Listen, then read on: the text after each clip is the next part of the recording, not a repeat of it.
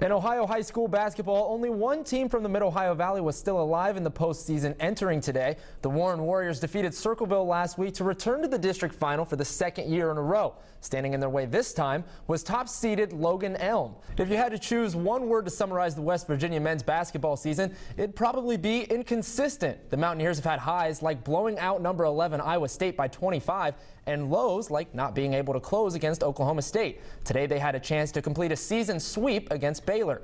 For the sixth year in a row, the St. Mary's girls basketball team found their way back to the LKC championship. Not only have they been there, they've won 4 in a row, all against the same team, Clay County. Tonight, the two teams were at it again at the Night of Champions in Doddridge County. TCU's Brandon Parrish comes up big with a clutch three-pointer.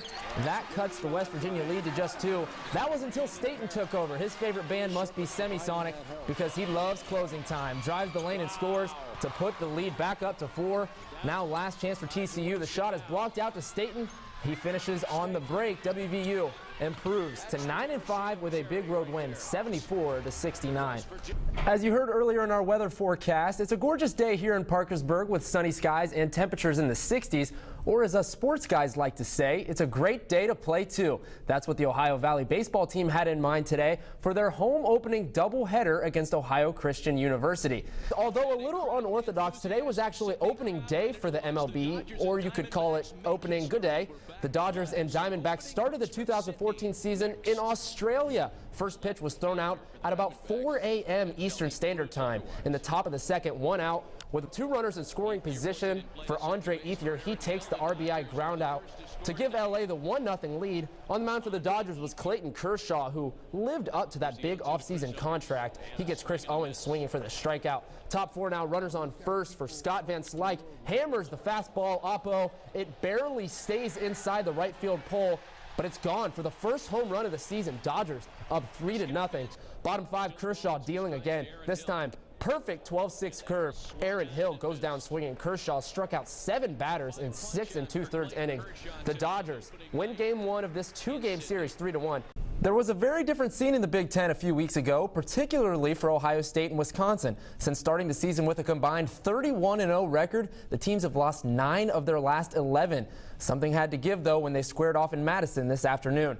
Pick up halfway through the first quarter, Amadeo Della Valle shooting from across the pond for 3. He contributed 11 points off the bench. Wisconsin battled back thanks to Nigel Hayes. He hits the jumper from the elbow, went 6 for 7 in the second half. Badgers take the 7-point lead, but no quit in these Buckeyes. Down 4 when Aaron Crafts, of all people, hits the deep 3 to make it a 1-point game. The Bucks would take a 1-point lead with under a minute to go. Wisconsin's Trayvon Jackson, with a chance to tie it at the line, misses the free throw. Ohio State tries the fast break, goes up to Lenzel Smith Jr., who misses the wide-open bunny, grabs the board, but is tripped up by his own teammate for a traveling call. Wisconsin, one more chance, under 10 to go. Jackson to Sam Decker for the game-winning try. No good. Ohio State grabs a huge road win over Wisconsin, 59-58. Welcome back to Football Frenzy. The Warren Warriors were back in action at home after a Saturday night special last week. They were looking to get back on track tonight against Jackson for the start of league play. Penguins hosting the Lightning this afternoon. Second period, Pens on the power play. Evgeny Malkin down the left side leaves it for Sid Crosby for the slap shot. Pens up 1-0. Later in the second, Lightning on the power play this time. Valtteri Filppula left open, makes it count to tie the game at 1. Tampa Bay later on up 2-1. Penguins on the power play, just jockeying and fakes, then fires. No good, but Malkin is there for the putback. So we're tied up once again. Pittsburgh retakes the lead up 3-2 with 1:30 left when Andrej Palat does it himself, the equalizer, to send the game to overtime. In the extra frame, Malkin finds James Neal for the slap shot. Top shelf, that's a goal, and your game winner.